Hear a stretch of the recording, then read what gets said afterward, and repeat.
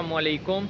आज की वीडियो में काफ स्टार्टर के बारे में बात करेंगे कि काफ स्टार्टर होता क्या है, काफ स्टार्टर बनाने का तरीका क्या है और आपके साथ कोई अच्छा सा फार्मूला शेयर करेंगे काफ स्टार्टर का। तो वीडियो शुरू करते हैं। पहले आप लोगों के साथ फार्मूला शेयर करता हूं और बाकी की डिटेल्स आगे वीडियो में आपके साथ डिस्कस करेंगे। इस फार्मूले में हमने मकई, खाल सरसों, कनोला मील, खाल मकई, सोयाबीन मील, चोकर, बाईपास फैट और मिनरल मिक्सचर को मिलाया है और 100 केजी का ये टोटल फार्मूला है। आप कम बनाना चाहते हैं, 50 केजी का बनाना चाहते हैं, अपने हिसाब से इसको एडजस्ट कर सकते हैं। इसके अलावा इसकी जो क्रूड प्रोटीन है वो 20% है और जो एनर्जी है वो 3000 किलो कैलोरीज पर केजी है। जो काफ स्टार्टर होता है ना, मेनली हम उसमें हाई प्रोटीन देते हैं ताकि बच्चों की जो ग्रोथ है ना वो अच्छी हो सके। प्रोटीन जो है वो स्ट्रक्चरल डेवलपमेंट में मदद करती है ताकि जानवर का जो स्ट्रक्चर है वो अच्छा रहे।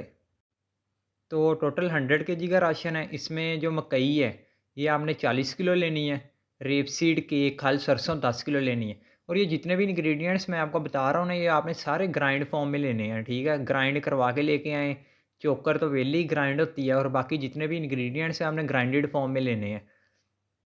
तो मकई 40 किलो लेनी है, खल सरसों 10 किलो लेनी है, कनोला मील 14 किलो लेनी है, मेज़ ऑयल के खल खाल आती है इसकी मकई की, ये आपने 5 किलो लेनी है। सोयाबीन मील 10 किलो लेना है, व्हीट ब्रांड यानी चोकर 18 किलो लेनी है, बाईपास फैट 1.5 किलो लेनी है, मिनरल मिक्सचर भी 1.5 किलो लेना है।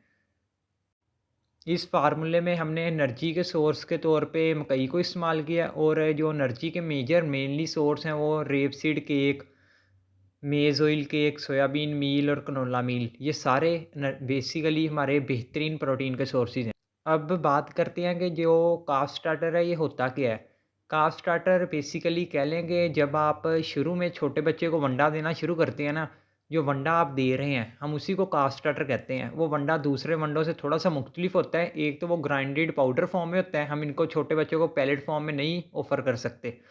और दूसरे नंबर पे इसकी जो प्रोटीन होती है ना, बाकी राशंस की निस्बत इसमें हमने प्रोटीन ज़्यादा रखनी होती है क्योंकि छोटे बच्चे को स्ट्रक्चरल डेवलपमेंट की ज़्यादा ज़रूरत होती है एज़ कम्पेयर टू कि हमने इनका वेट गेन नहीं करवाना, हमने इनकी अच्छी ग्रोथ करवानी है।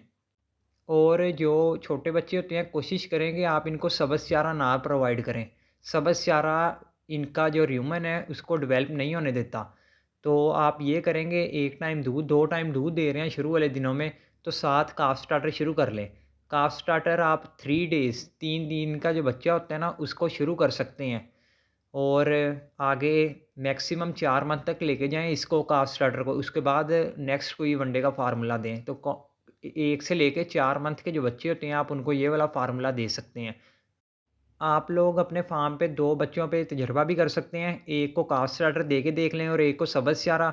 आपको खुद ही ग्रोथ का फ़र्क नज़र आ जाएगा कि काफ स्टार्टर वाला ज़्यादा अच्छी ग्रोथ कर रहा है या जो जिसको आप सब्ज़ चारा प्रोवाइड कर रहे हैं वो ज़्यादा अच्छी ग्रोथ कर रहा है। तो यही थी आज की वीडियो। इसके बाद जो नेक्स्ट वीडियोज़ आएँगी वो एक सीरीज़ के तहत आएँगी। मतलब कि हमने इस वीडियो में डिस्कस किया काफ स्टार्टर के बारे में। नेक्स्ट वीडियो में डिस्कस करेंगे कि आप 5 माह से लेके 1 साल के एनिमल को कौन सा वंडा देंगे। इसके बाद ऐसे ही हीफर्स को कौन सा वंडा देंगे, नॉन प्रेग्नेंट जो होते हैं। इसके बाद जो प्रेग्नेंट और लैक्टेटिंग है उनको आप कौन सा वंडा देंगे और ड्राई पीरियड में आपने कौन सा वंडा देना है। इसी तरह स्टेज बाय स्टेज सारी स्टेजेस को डिस्कस करेंगे कि आपने किस स्टेज में कितनी सीपी और कितनी एनर्जी वाला वंडा देना है। तो वीडियोस को लाजमी देखा करें और चैनल को भी सब्सक्राइब कर देना। मिलते हैं नेक्स्ट वीडियो में, तब तक अपना ख्याल रखें। अल्लाह हाफिज़।